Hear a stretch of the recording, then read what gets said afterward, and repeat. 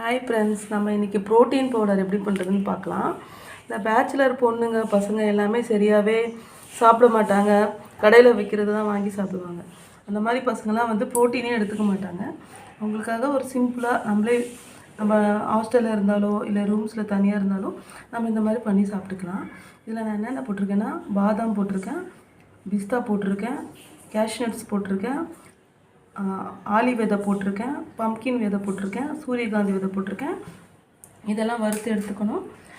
தனியாக வேர்க்கடலையை தனியாக வறுத்து அதையும் இதோட நான் மிக்ஸ் பண்ணுறேன். இதுவும் ஒரு 50 கிராம் எடுத்துக்கோங்க. இதை எடுத்து நல்லா நம்ம ஃபைன் பவுடர் பண்ண போகிறோம். இது கூட ஒரு 3 ஏலக்காய் போடுறேன்.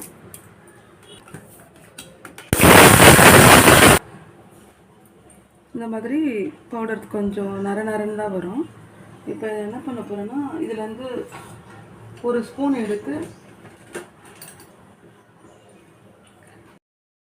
இந்த பவுடரை பாலில் ஒரு 5 மினிட்ஸ் கொதிக்க வச்சு குடிச்சிங்கன்னா நல்லாயிருக்கும். இதில் கொஞ்சம் சர்க்கரை சேர்த்து சாப்பிட்டுக்கலாம். சர்க்கரை வேணான்றவங்க விட்டுடலாம். தேங்க்யூ ஃப்ரெண்ட்ஸ், இது சாப்பிடுங்க. இது உண்மையாகவே பெனிஃபிட் தரும், நல்லது. தேங்க்யூ.